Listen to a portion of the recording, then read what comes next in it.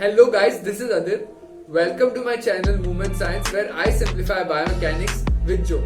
If you are new to this channel, consider subscribing because I simplify biomechanics here and also talk about lot of ortho topics and lot of clinical applications which you can use in your daily practice. Also check me out on Instagram where I post daily MCQs and also pictures of my notes. The reference time for all the topics that I'm going to cover will be mentioned down in the description. So without any further ado, let's dive into the topic.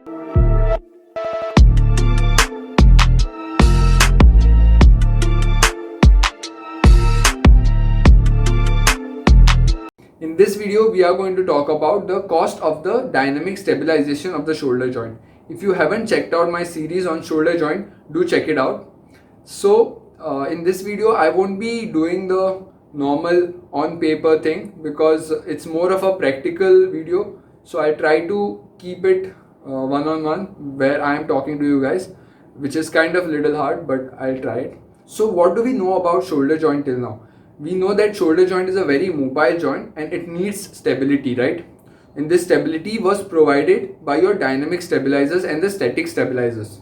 So we'll keep that concept aside and we'll talk about the practical thing, what happens normally. We are doing all the activities. If someone is in fitness, he'll be doing push-ups. That is includes your shoulder joint movement, lot of shoulder joint movement. Then and also a lot of stability is demanded in that movement. Then pull-ups, throwing athlete will be throwing. So all these movements, what they do is they cause a degenerative changes and also some amount of dysfunction in the shoulder joint. So if we talk about the main problems or main dysfunctions is there are two. That is, there is faulty position of the humerus. That is, humerus is not properly positioned because of the muscle imbalances that are caused due to our daily activities. And the second one is your scapula. Scapula is not positioned properly, again due to many muscle imbalances. So under faulty position of the scapula, it is seen mostly that the scapula has a reduced posterior tilt. So this is your anterior tilt and this is your posterior tilt, right? So posterior tilt is reduced. That means your inferior border of your scapula will be prominent. And to fix this, what you can do is you can scoop your scapula. That is basically taking your chest out. So when you're taking your chest out, you can see the scapula sits back properly in the right position. But if it's not, then there will be inferior border prominence. You can't really see over here, but there is anterior tilt of the scapula comparatively. So this concept of scooping, that is taking your scapula inward, I got it from MoveU. You can check their Instagram page. It's really good. So let's go forward. So that is first, that is your inferior border prominence, which is a type of winging, scapular winging, a mild type, but there is a subtype under winging. So another type of winging is your medial border prominence, where the whole medial border of your scapula is visible. This mostly occurs when the patient raises his arm and then when he is lowering, that's when your medial border will become prominent. So this happens because of again the imbalance in your serratus anterior, your upper trapezius and lower trapezius, which can be fixed by working on your muscular strength. Faulty position of the humerus and the faulty position of your scapula. And this is just a position. Then the movement is another whole big story where there is no proper movement in your scapula or there is reduced space. So basically if you cover all this up, the most common thing that is seen in shoulder is your shoulder impingement. Now what is impingement? Impingement basically means pressing or compression, right? So this impingement occurs in your subacromial space. Let's look at it. So we all know that this is your scapula and this is your AC arch, right? And the humerus articulates below like this. So this is your glenoid fossa and the space above humerus and between this is called as your subacromial space, right? And through this space your supraspinatus from top, so over here the supraspinatus from top comes like this and attaches to your humerus, right? And then also there is the biceps tendon going and attaching over here. There is rotator cuff coming from behind and subscapularis coming from front. So all these go and attach at your shoulder joint, and what they do is when you are doing a upward or downward movement of your humerus, mostly the upward movement, the space, as you can see, if you are doing upward movement, the space reduces, right? The space will reduce because you are doing upward movement, and that causes impingement of this structure. Now this impingement occurs normally also when we are doing any movement, but when your humerus and scapula is in a faulty position, the space, the subacromial space is already reduced, and then you are doing the upward movement, it will even reduce the space furthermore, and this can cause injury to your tendons that are passing over here. So the most common injury is your supraspinatus tear. So under supraspinatus, I would like to cover around 6 to 7 points. Apart from supraspinatus, the biceps tendon injury is also commonly seen. AC joint pathology is also seen, and also your glenohumeral dislocation or subluxation is also pretty common. So if we look at supraspinatus tear, it is very common in ages above 70, right? It is very commonly seen, and if you take their MRI, you might see many of them having the supraspinatus tear, but they might be asymptomatic. So this is a very important thing, that the person might have a supraspinatus tear, but he'll be totally asymptomatic. He won't have any problem raising his arm, no pain, and range of motion will also be good. So this is something you need to keep in mind, so that when patient comes to you, you don't treat him based on his MRI, but you treat him based on his symptoms, that is how much pain he has and how much range of motion he has, and you work to improve the range of motion and the pain, and also other functional activities.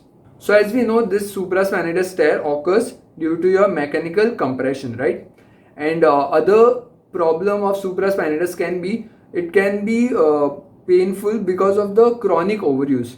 So it kind of carries the weight of your arm because of the passive tension that is present on it. So when you are walking, the patient might complain that he has pain over here like this at the shoulder joint, and you can suspect a supraspinatus tear. And most of the time these kind of patients, they'll present with holding their arm like this, because they're taking off the tension of the supraspinatus which is going from here, right? So they take off the tension of their supraspinatus by holding their arm like this. Another very important test that you can try out is your painful arc. So painful arc is seen to be very effective for diagnosing your supraspinatus tear. That is, you ask the patient to raise his arm like this, and he'll have pain during 60 to 120 degree. That is, from here 60 to 120 degree there will be pain. So this is called as the painful arc, and it is a test that you try on a for a supraspinatus tear patient. It is also very commonly seen in people who have reduced blood supply in their tissue, like something like a diabetic patient. So it is also commonly seen in that population. Another point I would like to add is they also have complaint of shoulder pain when they are sleeping at night on the affected side, right? So night pain is very common, and also on the affected side. Again, this is a very brief idea that I'm giving you guys. I will surely make a video in full depth about a supraspinatus tear. So next would be AC joint. AC joint is also situated in the very close proximity to supraspinatus. So the presentations might be very similar. That is, he'll have pain in the similar area. So two ways you could differentiate it is by doing a painful arc again, and over here the AC joint is painful in the last few degrees of your abduction. So that is something you need to keep in mind. And also the cross adduction test. So you ask him to touch his opposite shoulder, and if he has pain, that is again a sign for AC joint pathology. Next would be the biceps tendon. So biceps is coming like this from here and attaching to your shoulder joint, right? So there is pathology of biceps tendon. The patient sometimes complains of an anterior-posterior pain, and many times what happens is this biceps tendon can go for a hypertrophy that is not good, not the actual hypertrophy which is good, which is seen in gym. This is a pathological hypertrophy, so the tendon will go for hypertrophy, and there is the transverse ligament which holds the biceps, right? So over here, if you remember this groove, if you can see it, this groove through which your biceps tendon was passing was held, the biceps tendon was held by your transverse ligament. So when there is a hypertrophy and then when there is the gliding of the biceps, it can cause popping at the shoulder joint, and this can cause instability in long run. And finally, we also see glenohumeral dislocation and subluxation, which is many times associated with labrum injuries. So all these pathologies are most of the times caused because of the faulty position of your scapula and the humerus. So this tells you that how important the positioning of the humerus and the scapula is, right? If these are not positioned in the proper way, your muscles can get injured over time during training or even when you're not training. The positioning of the humerus is the key, and for that, strengthening your rotator cuffs and also your scapular muscles, which I'll be talking in further videos, where we'll be talking about the force couple of lower trapezius, upper trapezius and serratus anterior, how it brings about the upward rotation, right? So all these components we'll be talking about in the future. So they are very important for preventing shoulder injuries. Okay, so now let's summarize the topic. We talked about all these things and we started with the topic of cost of dynamic stabilization, right? So what is it all about? So all these dynamic stabilizers which surround your shoulder joint, they help you provide the stability to your joint. What happens is when you're doing the daily activities, there is dysfunction and also degeneration in your shoulder joint, due to which these same stabilizers which are compactly packed over here in your shoulder joint get affected, which leads to shoulder pathologies and impingement. That's all for today, guys. Thank you for watching. If you like my content, please share it with your friends. Don't forget to hit that subscribe button and also the bell icon so that you get notified every time I post a new video. Also, let me know in the comment section what other videos you would like me to cover. Thank you for watching.